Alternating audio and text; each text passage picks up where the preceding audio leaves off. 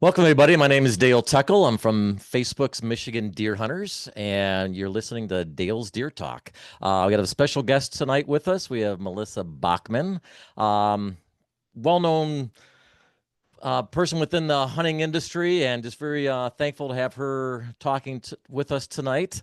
We're really just going to talk a lot of just some basic deer talk, just some tactics, some information, and just kind of pick Melissa's brain a little bit on her experience with deer hunting and some different things over the years. And just get some good information from her.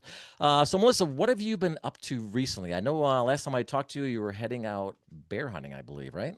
Yes, that is right. And thank you for having me. I sure do appreciate it. Yeah, we just got back from a trip. We went to Prince of Wales Island doing a spot and stalk bear hunt. One of my Very cool. favorite spring hunts. I guess, deer hunting's always been my favorite, but Right. in the spring we got to find other things to do. So Hmm. I drew that tag. It took me about 6 years to draw. So I was pretty excited. It was a do-it-yourself hunt. So really fun. Got a beautiful bear, and I got to bring our son Jax along too. So that was really fun. Very cool. Yeah, I know you're just you got a lot of stuff going on in your life and between your family and really just stuff on cable TV and recording and hunts. But it looks like you're definitely having a lot of fun. And I know one thing I've always really admired about you is you really push the topic of having fun hunting. Just recently, I watched, I think it was a couple-year-old video. Your kids were a little bit younger.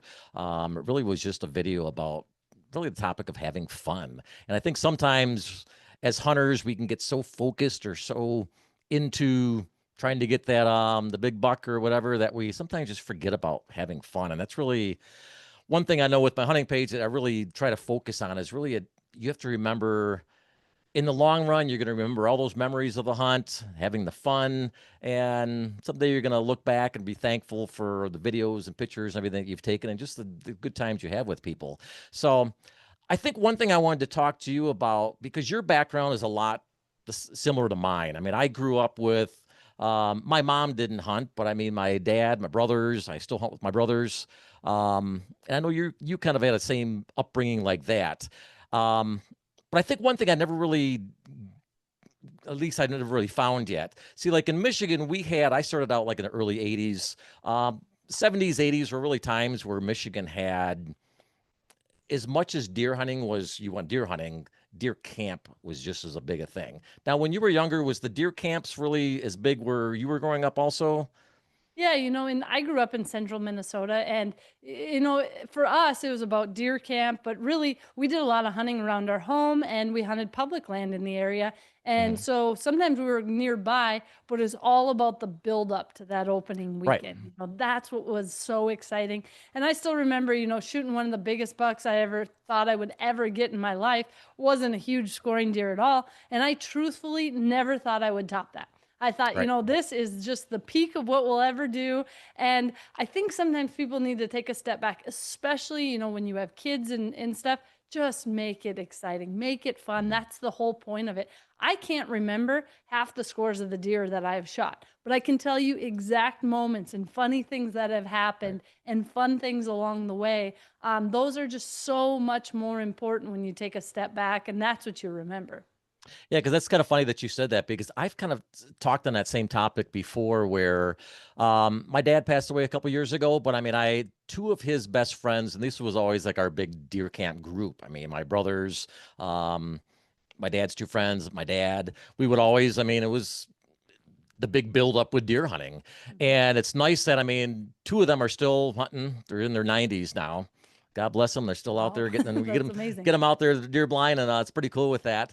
But I think what's funny about that topic that you were just talking about, where recently I was talking to him, he just turned 90, and we were up in archery season. I didn't even archery hunt that day. I had so much fun. We were just sitting around the kitchen table just talking deer stories, and it wasn't specific deer. It was the stories, like you were saying, the good times, the fun times we were having, dragging the deer out, or, I mean, those are what really you really cherish those times, and that's kind of cool that you went through the same thing. Is Yeah, and we brought my great grandpa out till he was, I think, 83 or 84. We actually had an old couch that we set out there, and he would sit on that, and we would Yeah. do deer drives past him, and he'd say, "Geez, I didn't see anything." We're like, "Oh my goodness, we sent like 12 deer by you." But it's just the fun of it, and he didn't shoot a deer for the last, I don't know, maybe 5, 6 years. But he could care less. It was about, Right. coming in for lunch and having soup Exactly. together and doing all those things. And I do think that sometimes that part does get lost, because now we're in such an age of social media. If it Right. doesn't make the social media feed, people don't even think about it. Right. And that's almost sad to think about. Yeah, it's really like you said. I mean, there's like in our mind, like deer hunting was the buildup, it was the preparation, it was the getting ready for it. And then even after you say you got a deer or whatever animal, it was then the after. It was the fun dragging the deer out. It was the fun going to the local buck pole or whatever. And just there was a lot more to just a lot of times online, like you said, social media, you just see the picture of the deer with the hunter. And that's great. But there's so much more that's around that moment that happened. That's just a sliver of time that happened. And that's why I always tell people, I mean, I'm big into photography and video and stuff too. And I always tell people, take the extra moment to get a good picture. You'll thank yourself many years down the road. Whether you're by yourself, I mean, I've been out there with trying to rig up a stick or something to get my camera or whatever. But take the moment. You spent literally the whole year trying to get that animal, and now he's on the ground. Take a couple extra minutes and try to get that memory, and that's cool. What your whole lifestyle is about, videos and TVs and everything. Yeah, and even after you get the animal, like this year, our little boy Jack shot his first doe ever. And he was so proud of it. So afterwards, what we did is we loaded her up and we took and we showed her to grandpa and grandma. We showed her to some close family friends. We basically made a trip around the neighborhood, and he was so excited to get out and tell the story of what Right, happened. And I think that's really important for kids. And then we it actually is went home and we ground that whole deer up, and he brought it back as Christmas gifts for very everybody cool. and made burger for them. And I think there's sometimes a loss of the correlation between the hunting and the actual all the way going to the table. And I think with kids especially, it's really important to kind of Mhm. bring it full circle and let them feel like they're being the ones to give. I think there's a Mhm. lot of power in giving, and I think that sometimes can be a lost art as well, because kids need to know how good it feels to do something for others. Yeah. Maybe if you want to elaborate on that topic, coming up here are like the start of Michigan's deer season is our youth hunt. That is the second week in September. So that'll be like the start. Recently they just did some changes. For years and years, it was always you can shoot pretty much whatever deer you wanted, buck or doe. They made a decision year before to change that to just does only. Well, a lot of outcry, and they got that changed back to pretty much buck or doe again. So, talk a little bit about you as a mom, you as a hunter, kids, somebody that's really maybe going to be their first year going out, or maybe they're kind of new, and their son or daughter comes up and be like, "Hey, mom, I want to, like, my friend at school goes hunting." I mean, where do you tell that person to really start? I mean, maybe if you can just talk on that for a little bit. Yeah, I think what's important is number one, to never push any kid before they're ready. So sometimes kids may want to go hunting, but maybe they get out there and they're a little apprehensive to maybe make a shot. Don't push them, because what Mhm. happens, and I've seen it happen, people will push the kids a little bit too much. They'll do it to appease the parents, and then they'll never want to do it again. Yeah. So I think it's really important to kind of take it at their pace. And if for some reason they see it and they're like, "Ugh, I don't want to shoot," no big deal. Let's take a picture of it and we'll go back and show grandpa and grandma the picture. We're good hunters. We did, Yeah. such a good job getting this close. That's no problem if you don't want to shoot it. The other thing is, I'm a big believer in not making kids scared. Like the whole idea of kids having to take a bite of the heart, right? A lot of people will joke Yeah. about it. Our son did it at like 2 years old. He was all about it. However, I always caution people, because I've seen little girls who don't want to go hunting because they're afraid Right. that someone's going to make them do that. Mhm. So as much as some of those traditions, or even putting blood on their face, sometimes little things like that can scare a kid. And they may not Yeah. tell you that that's what they're scared of, but it's something to kind of be cautious of. And then the other thing is just, maybe not hunting dark to dark when it's time for the kids, picking good weather days that's nice, making it fun, bringing lots of snacks. I always like to bring like grunt tubes for them, rattling antlers. Let them do a few things to feel like they're bringing the animals in, and whatever comes in after it, it's because they did that, making them feel like they're really a part of it. And I think that interaction is huge. And even trail cameras. I mean, we're putting trail cameras Yeah. out year round, and Jax will go in my phone and he's checking our spy point app more than other things because he's excited to see what's there. The doe he Yeah. shot, him and his dad went out and they put a water tank in front of a camera.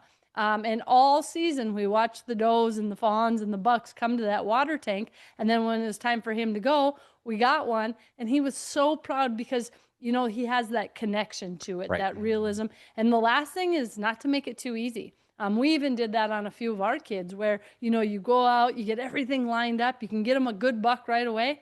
And they're like, that's not that cool. No big deal. Sure. And just, they don't want to do it again. And you're like, oh my gosh, I think we screwed up. I think we made it too easy where you've got to have that difficulty. You got to get over a little bit of it to appreciate it a little more. So those are kind of things that I try to remember. And not every kid's the same. Not every situation's the same, but things to kind of keep in mind. Yeah, I know one of my friends, he has a couple kids come up to their deer camp for that season. And I know he talks a lot about, I mean, some of the kids really, really prefer just to use like a crossbow. I mean, just maybe they're not really comfortable with a firearm.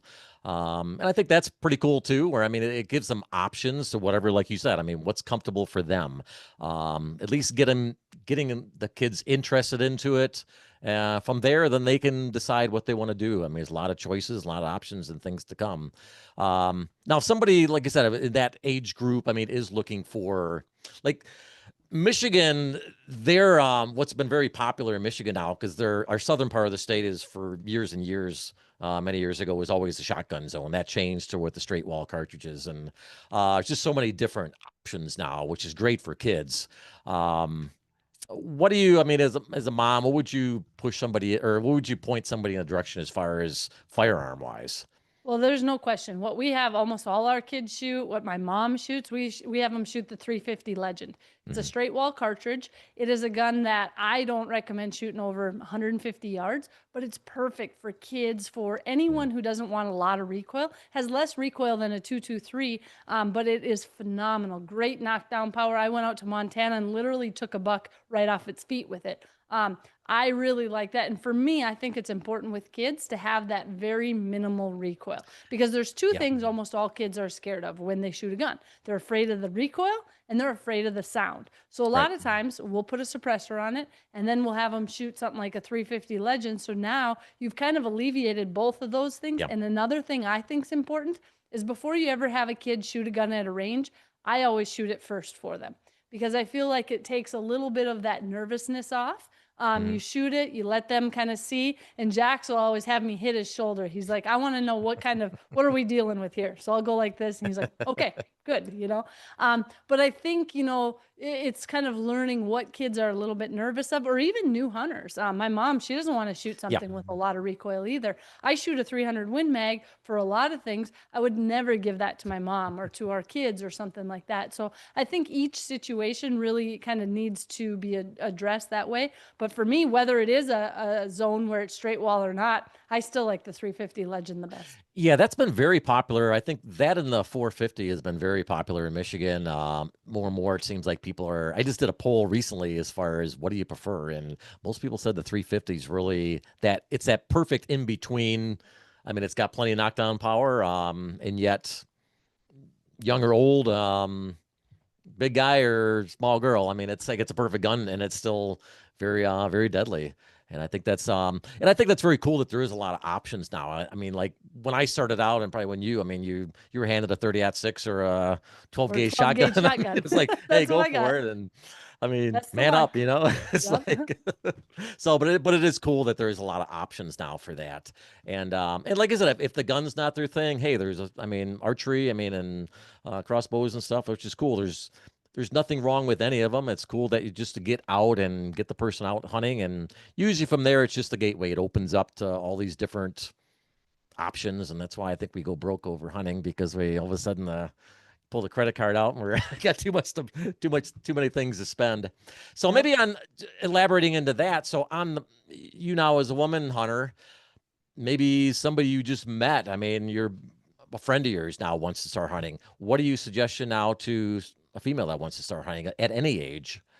Well, I think one thing that's important is kind of finding a mentor, someone that you can ask questions Yeah. to, whether that's someone online, whether it's someone at your local archery or gun shop, whether it's a relative. I just think it's nice to find someone that can kind of help answer some of those questions. Because Hmm. one of the things that I've found with women is they want to go do it by themselves, but then they're like, I don't know if I physically can, Yeah. like the idea is I get a deer. How am I going to load a deer into the bed of my truck? Right. Like I was out in Illinois, shot a huge buck, and I literally could not get him in the bed of my truck. I tried squatting him. I tried backing up to the steepest hill I could find. I did everything. I ended up dragging him a long ways and finally got him in there. But I ended up getting, it's called a portable winch. And I My literally brother just just keep it bought in one the of bed those. of Those my work good? truck, and I have two chains, and I keep a piece of plywood in the bed of my truck. So Okay. anywhere I go, I literally can take that, hook it up, and then pull the deer right up. And it's the most simple thing that you could ever imagine.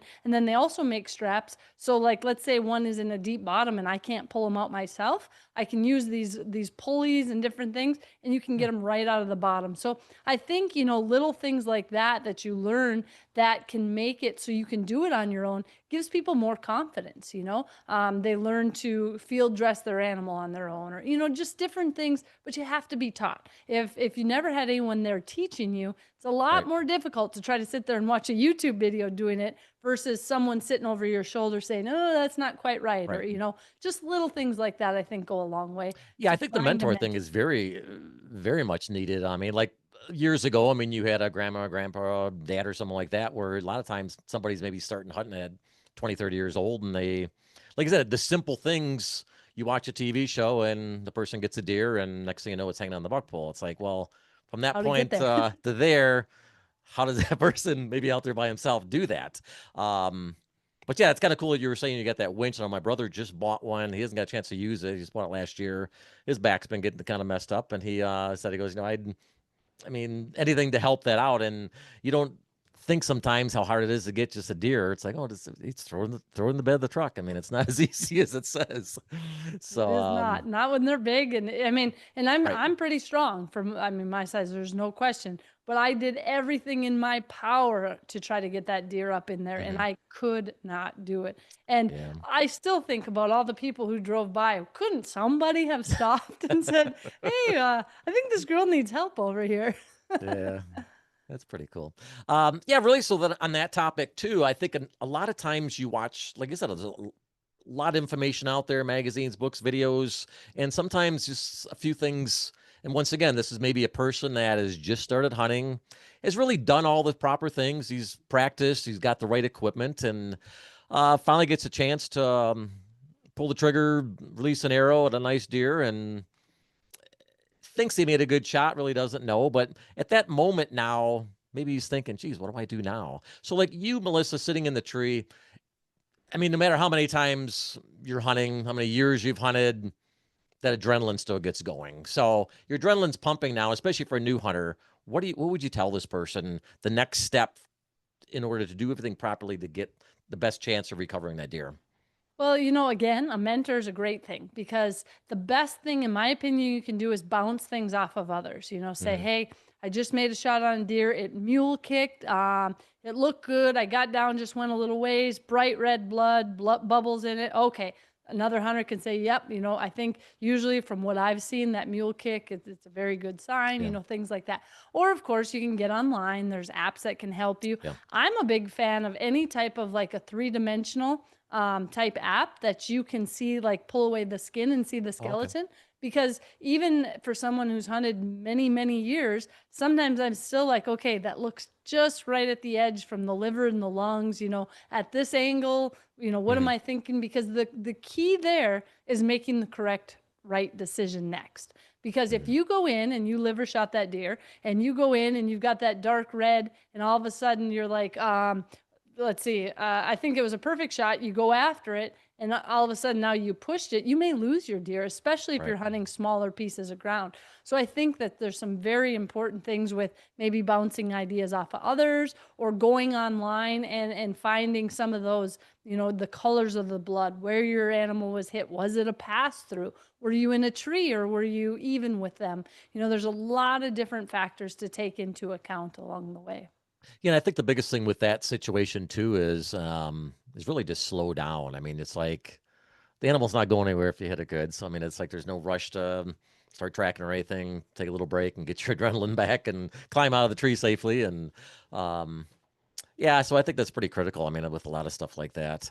Um, Now you're in what, South Dakota right now? Where Yes. you living? Okay. Um, I know Michigan has a pretty variety of like types of land here. Like our southern part has really been getting a lot of areas where we're having this like an overpopulation. A lot of it is like hunting access, a lot of private lands, businesses, and just hard getting in like that. And yet you head north and there's lots of miles of state land. Um, what is kind of like around your area? Do you like most hunters in Michigan are hunting what I call pretty small parcels? First of all, purchasing land isn't as cheap as it used to be. I mean, prices around here have kind of skyrocketed, and sadly, it's not as easily for a hunter, whoever, to purchase land like they used to. So a lot of people are hunting some of these maybe smaller parcels. And years ago, you used to say, well, smaller parcels, 40, 80 acres, where now you're getting people that are hunting 10, 15 acres. I mean, and trying to benefit as much as they can off of that. Um, do you get a chance to hunt like much small parcels, or is it more larger parcels around where you're at? It really depends where we're going. A lot of the ground that we hunt, like all the tribal ground, for example, might be bigger parcels, Yeah. but you're hunting with everybody else who has a tribal tag as well. So it's very similar to like a public type hunt. Okay. And some of them, you can go places and try to get permission. One of the challenges here in South Dakota is hunting pheasants is a huge, huge thing, right? That's a big part Right. of the tourism, big part of people making money. So a lot of times they don't necessarily want people coming in deer hunting when they're running pheasant True. hunters. So you're finding more and more challenges on getting permission. But one of the things I found when you're hunting very small parcels is to try to be smart. Like you really have to think about your entrance and exit because the last thing you want to do is blow those deer out when you go in and blow them out when you come out because they're going to find a place that they have less pressure. There's nothing Yeah. that's going to push those deer out of there quicker than too much pressure. So one Yeah. thing I like to do is if I'm hunting a small parcel, I like to sit all day. Although that can be long and I don't always recommend it with kids, just think about it. It's literally half the amount of pressure because Right. everybody else, so let's say you've got 10 people around you who are all hunting small parcels, they all get out for lunch.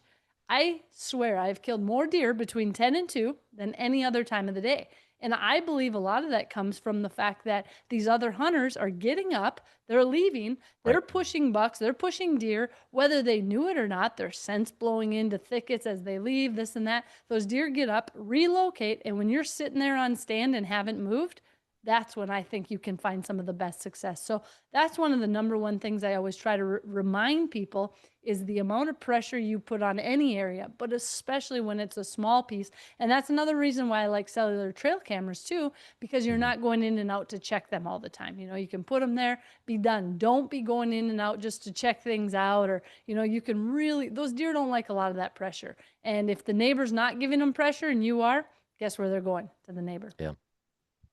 Yeah, I think that's pretty. I would just recently had seen something on one of your shows about the entering and exiting. I mean, because and I 100% agree with that. I mean, especially we have a lot of areas around here where, like I said, there is just so much. I mean, every parcel has a couple hunters on it, and everybody's moving around. So I mean, I we've been doing that for quite a few years now too, just packing a lunch and sitting the whole day. And I mean, today's world, I mean, heck, you can cold day, you can bring a little portable heater out if you need to warm up or whatever. So it's a lot of advancements, I think, have been made things even easier like that. Um, I had, like when you were talking about like entering now, you would set it right out. I mean, there's a lot of times where I mean, you'll stop a certain amount of yardage in before you, especially with big food plots and stuff like that. Just really surveying the land to make sure you're not going to push that deer off of there. Um, yeah, it's just very critical. I agree with that, and especially with these smaller parcels. But I don't think it really. like the state lands, I know over the years here have gotten not, the hunter numbers have dropped a little bit, so there's not quite the crowds they used to be, but they're still in prime areas. I mean, I think it's very critical to even like I think where you park your car. I mean, don't tell people that hey, there's guys out here hunting or getting the deer. Sneak it out. You don't want to. Here's a guy. That guy got a nice deer out there, and next thing you know, you got 20 cars parked on your spot there. It's true. But And it is hard, like yeah, especially if you're hunting any type of food source. The biggest challenge I run into late season is you've got a field full of deer in front of you. How do you get out of there without yeah. spooking them off? Because even if you throw something out, whatever, I do not care. I've done it a million times. When you sit there, every night you have to spook those deer off. The next night you're going to have less and less and less deer. I really believe that. So I'm always trying to kind of fight for a way to, Yeah. that makes sense. And I'll be honest, one of the things, depending if it's legal where you're at, you can use like a predator call where you just hit a coyote howl. And all of a sudden every deer's head will come up. They all spook off and it has nothing to do with you. Mhm. So trying to like kind of think outside the box on things like that, I think can be very helpful just to try to clear the deer out around you and not tell every deer in the country that it's you coming and going. One thing I have to ask you about, I know you're very adamant with that. Now, it used to be you're real big with deer decoying, correct? And see, that was very popular here in Michigan, maybe in the like early 90s, and it kind of died off a little bit. Some people are still using it, but it's just not as like common as it used to be. Talk about how you got into deer decoying and someone wants to do it. What are your, give me, just talk about that topic for a little bit. Yeah, it's probably my favorite way to hunt. And I did not grow up hunting that way. I grew up in Minnesota. We would sit on stand for a couple hours. We would do deer drives, whatever came through you shot, and then we'd Hmm. sit on stand in the evening. That's how we hunted. But as I started, traveling around, hunting, filming, to be honest, one of the main reasons I started decoying is because I was trying to film myself. And during the rut, I found it was so hard to try to get a buck to stop in the correct spot, get my camera on him, and shoot him with a bow. So I put a decoy out and it was amazing. I decoyed in like 30 bucks Wow. and they all came to the same spot in front of them. And I thought, this is genius. This is the best way on earth to film because now I know where they're going to be. I can have my whole Right. camera set up. It's great. Now, I think where people run into the trouble with decoying is it doesn't always work, right? So you could have that out and all of a sudden you might have does blowing at it or something doesn't like it. And people see that and they're like, I'm putting this thing away. This spooked this deer away. I'm out of here. Yeah, I've heard that And before. Yeah. they can, but it's a numbers game. I do it all the time. There is no question it works more times than it doesn't. But there's also things you have to be careful of because when you're out there decoying, you cannot have your scent on that decoy. That is so important. You put that decoy out, the first thing a deer is going to do is they're going to come in, they're going to see it, and you have to have a decoy that's bristled up. If it doesn't look like the hair is standing on end and the ears are pinned back, in my opinion, it's no good. You shouldn't even be using it. It blows my mind that there's companies out there that have decoys that don't have those two attributes. Because if you watch two bucks in nature, when they Right. fight, their hair's bristled up and their ears are always pinned back. That's what you have to bring a buck into it. So Okay. without that, in my opinion, it's pretty much worthless. So when a deer comes into that, okay, now you've gotten them coming in, they see it. A whitetail's always going to want to smell what he sees. So they're always going to go downwind of that decoy. And if you let them get downwind and you have your scent on it, they're going to spook away and they will forever remember that that decoy was fake and it was smelled True. like a human. So I always try to spray it like scent killer gold, just spray it down. Putting that scent killer on it is so important because if you don't and you just put it out there, they're going to smell it and immediately they're going to trust their nose over their eyes. So that's something that's important. I also will sometimes put like a bottle of golden scrape on it, or I'll even cut off the hocks or the tarsal glands on a Okay. buck that I've shot and I'll throw those under the decoy. So now not only are you kind of getting your scent off of it, but you're making it smell real. And I truly believe that realism is what makes the difference. I've decoyed in very big mature bucks, I've decoyed in little bucks, and they will commit all the way to hitting it, which means they're very adamant that that was real. What type of area are you mainly setting those up? I mean, is it more open, a little bit more like middle of the woods, All or areas, what's I like it to be a little more open, okay? only because if it's very wooded, what I found is sometimes they'll just kind of hang out in the trees and they'll just sit back there and watch it and not really come Okay. in for the shot. So even if I have a small clearing in a woods, I like it there. If you're on a field edge, it's great. One of the things that I've found is oftentimes, let's say you're hunting some sort of a food source and it's during the rut, you have a bunch of does out there, they're feeding. What the bucks will do is they will go and they will scent check that whole field and they will kind of cruise the edges. They don't have to expose themselves. They're not showing themselves, but they're Hmm. smelling to see if any of those does are hot. Well, if your decoy's on the edge now, as they're coming through, you may not have even seen them in the timber, but all of a sudden they see that buck and he's posturing and that's their area. They're like, oh no. And all of a sudden you've got a buck right there in front of you. And you can position everything exactly how you need it. What I like is if you put that buck out, and let's say you get a small buck in and you didn't have a good shot, you didn't have your broadside or quarter and away shot Yeah. that you like, you have to go down and make a change. Because unless that wind changes, every deer I've found will do the exact same thing. They Okay. come in on the same path, they do the same thing. So if you don't like the setup, make a change. Or if there's branches in your way, whatever it is, it's really important to make a change.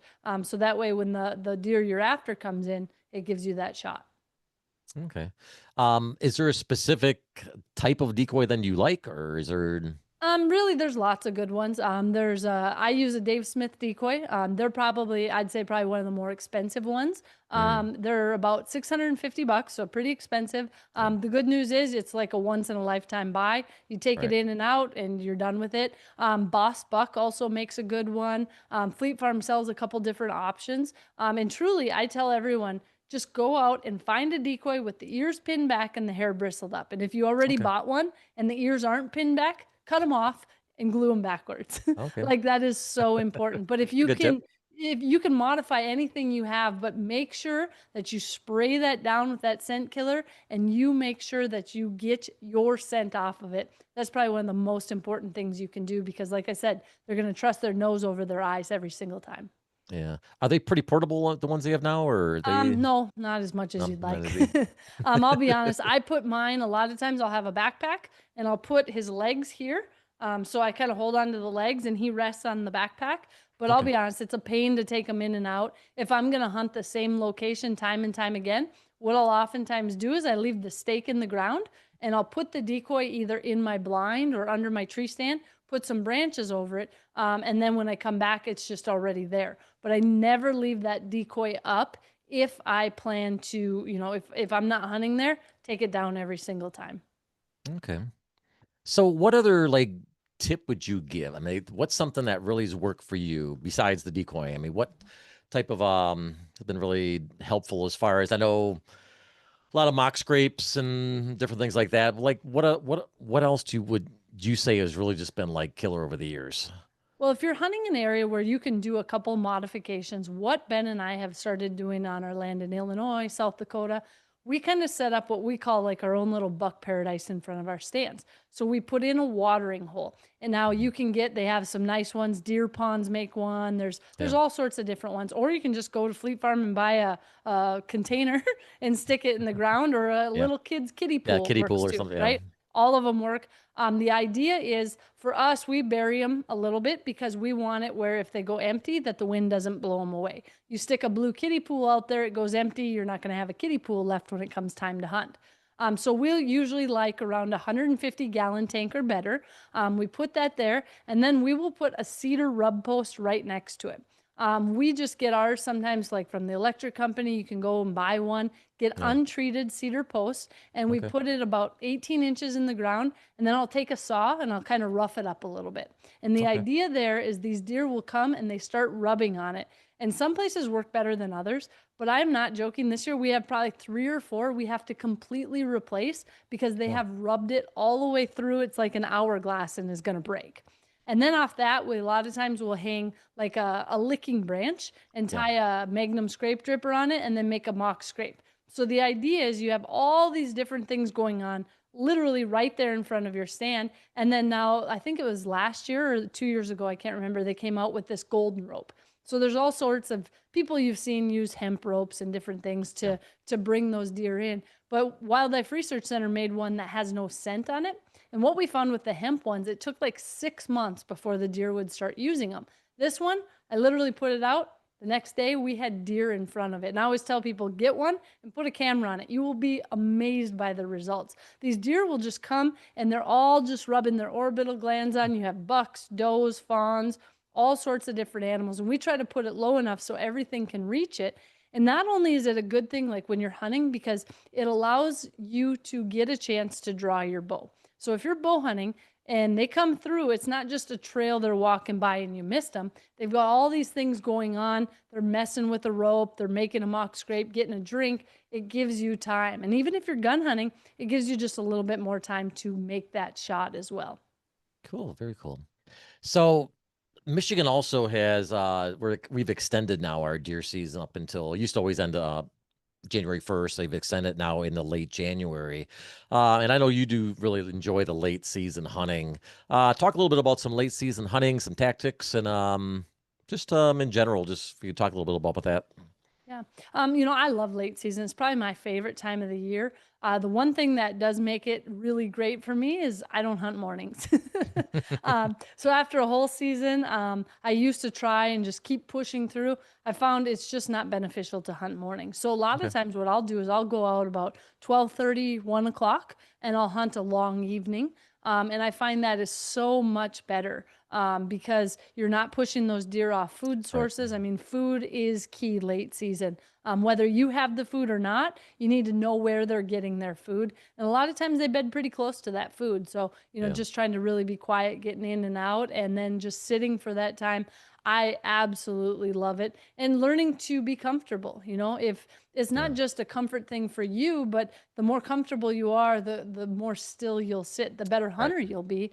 So if that includes needing a heater or, maybe not sitting in a tree stand and putting up a pop-up blind below it, sometimes that can make a big difference on your comfort and will make you sit there longer and be more still too.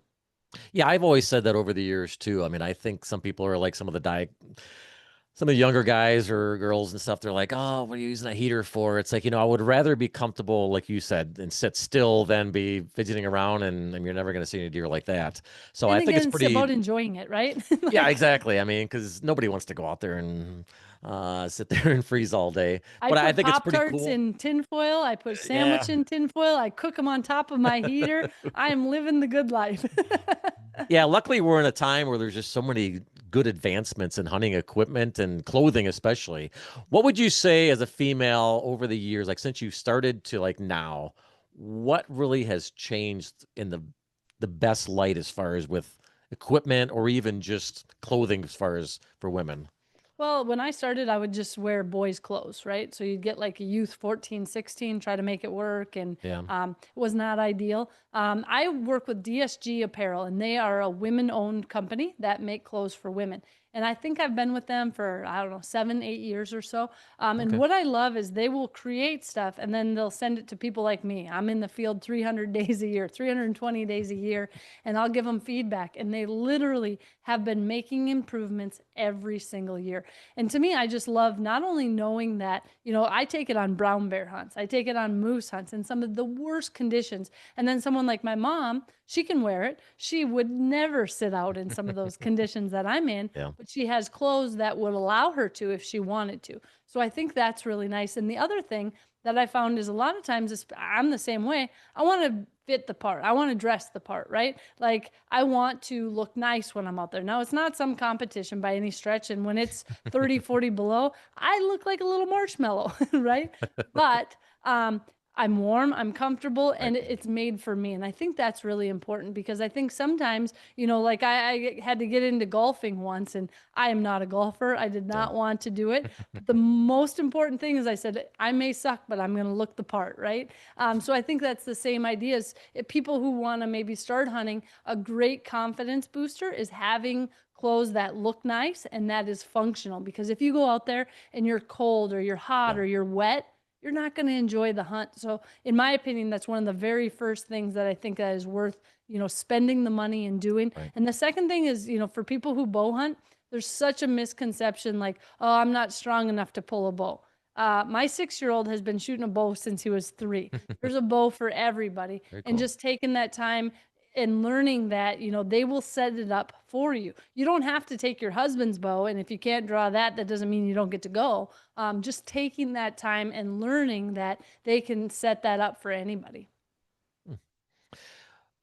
Maybe back up just a hair as far as your upbringing. Like, what made you? I know you've talked a little bit with your parents and stuff over the years, how you got started, but at what point in your life did you really then? I mean, was as a young kid, but like when you really just got into the point where this is going to be what I want to do for a living. At Well, what I point in your life loved did you really hunting. realize that? Well, I loved hunting, and I'll be honest, I didn't know there was even an option to be able to hunt for a living. We didn't watch a lot of television. I didn't know anything about hunting TV shows. I hunted my whole life. My mom and dad actually signed a work permit, so I didn't have to go to school for the first 2 hours so I could bow hunt.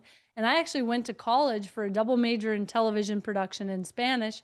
And Okay. my original goal was to be on the NFL sidelines or do some Oh sort wow. of sports announcing. And I'll be honest, when I got done with college, I started looking for jobs. I kind of got the idea of, oh my goodness, there's people who film their hunts. That's what my background is in. I'm Yeah. like, this would be a perfect fit. So I actually applied at, I think it was 74 locations, and I got denied at all 74. Nobody hired me.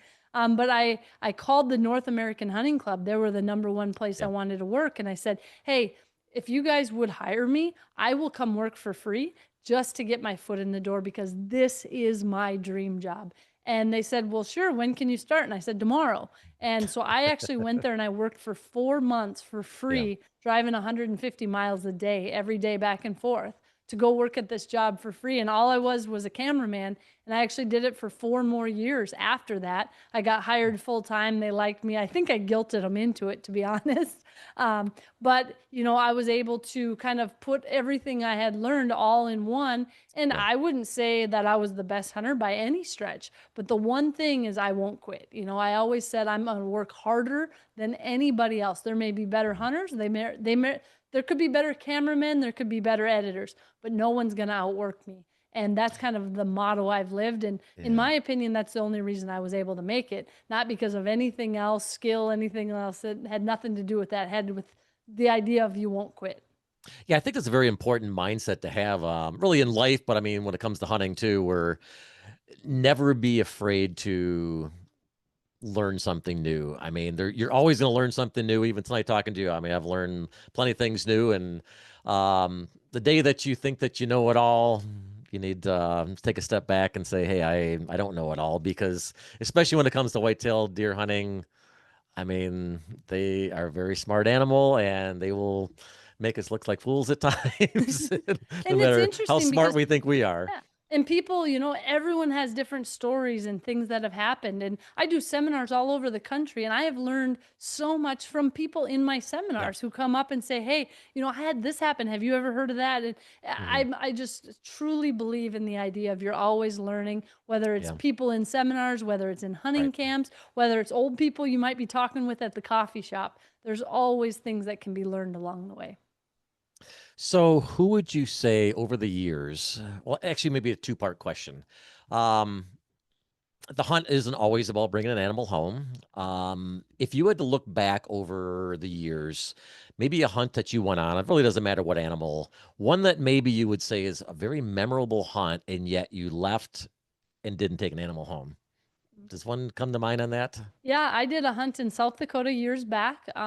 It was between Christmas and New Year's, so I didn't have a cameraman because nobody wanted to work during that time.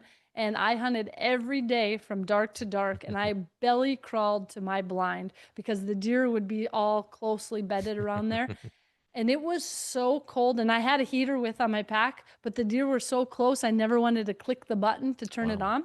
So I sat out there wet and cold for days. I did this every day, and I have never in my life seen more deer. I think I thought it was around 700 deer that I had Wow. filmed and seen, and I never shot an animal. And it wasn't because I didn't have the opportunity. The problem was they'd come by and I could either film them or I could shoot them with my bow. I couldn't get both done. And I literally left and I thought, you know what? That was the most amazing hunt I have ever Hmm. done without even getting an animal. It Yeah. truly was unbelievable. I worked so hard. And, it just proves that sometimes you really can have an amazing Yeah. experience without notching your tag. Yeah. Now, was there somebody then that really I know you've met a lot of amazing people, I'm sure, over the years. Is there somebody that really stands out as far as a hunt that you've been on with that you would Um, really? I mean, there's probably a lot of them. Yeah, there's a lot, but someone who's probably helped me, I guess, the most with all of the hunting and my entire career with it would be Tom Miranda.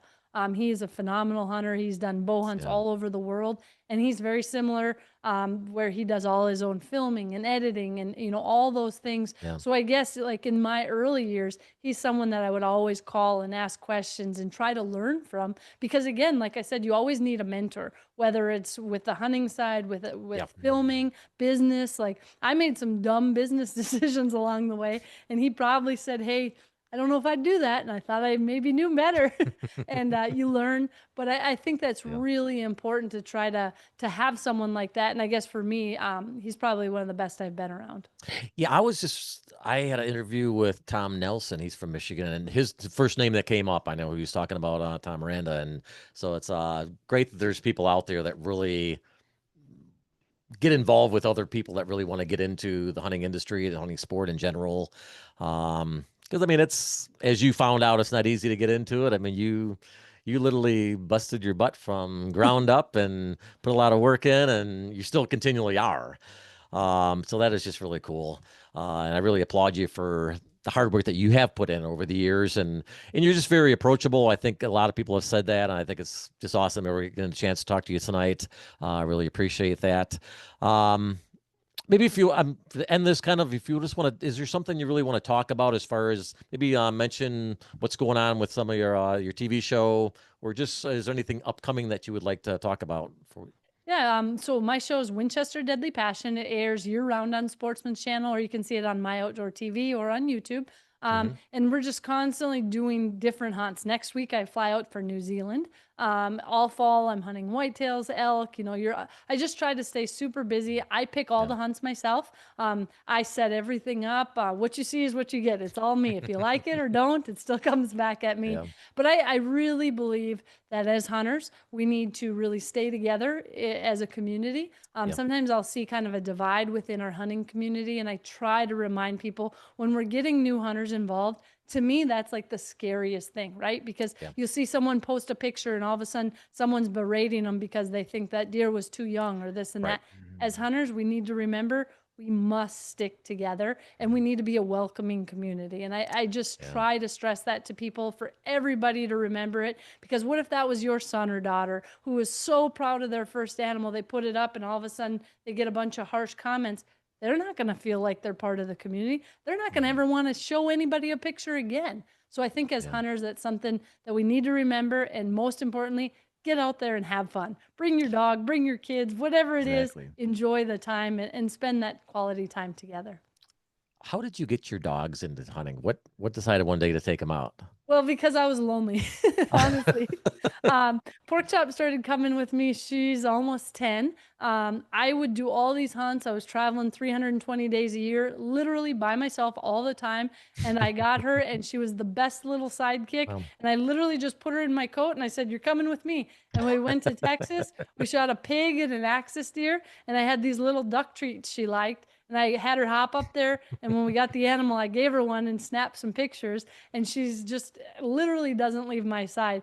In fact, she's sitting on the couch does back there. does She does was the so pup do asleep. any deer tracking or anything or Oh no, no? she has no nose on her. I can hide Cheerios around the blind, and she might find half of them. So I don't think she's got a More nose just for in tracking. companionship. That's pretty cool. Yeah. Awesome. Well, I want to thank you for joining us tonight. You're welcome anytime. I know you haven't been to Michigan a lot. Sometime you got to come up here, come hunt up here with us or whatever, and we'll get you out there. But you got to come up sometime, or if you're in the area, come visit. Love to Yep. have you here. A lot of exciting things going on in Michigan too, and our deer season, like I said, starts up beginning of September. Got a couple we got an antlerless season or a weekend, and then our archery starts up on October 1st. I know everybody is ready for summer, but everybody's still in the back of their mind. They're getting out, getting their food plots ready, and you had bought how long you bought some property recently, right? Yeah, yeah. We bought some land in Illinois, and then we bought land all around our house where we've Okay. planted, I think, close to 10,000 trees, trying to make Wow. it like a really deer habitat, beautiful area. South Dakota doesn't have a whole lot of trees, so we're trying to do our part to add some. Awesome. Well, I wish you the best throughout. Well, you're hunting almost every day of the year, but I wanted to wish you happy hunting, and like you said, have fun. And we're always going to look forward to some of your new videos and photos, everything that come out. I know if you're listening tonight, Melissa's got a page on Facebook. You're on some other platforms too, or Yeah, Instagram, Facebook, YouTube. okay, Oh, you can find all the usual yeah. stuff.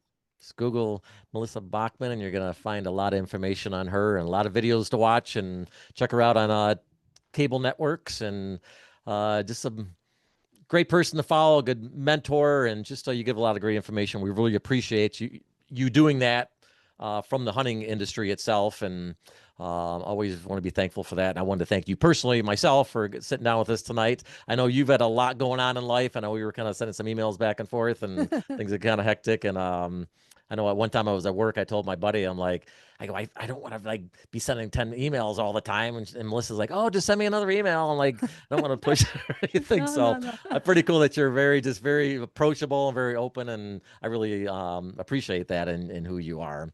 Well, So thank you for having me. I appreciate it. And thanks to everybody listening. thank And you. if anyone ever has questions, you can go to my website, send me an email, and I literally try to write back to each and every person. Might take a little bit, but I'll get back to you. Might be on Awesome. my trip to New Zealand on a long flight. I'll get them all out. Awesome. Well, thank you for joining us again, Melissa. And I wish you a great week. And I know you're going to be home for the holidays, or you got plans again? No, we'll be turkey hunting. So There you go. Always yes, something going on. yes. Well, thank you, Melissa, once again. And thank you for joining us at Dale's Deer Talk. Have a great day, everybody.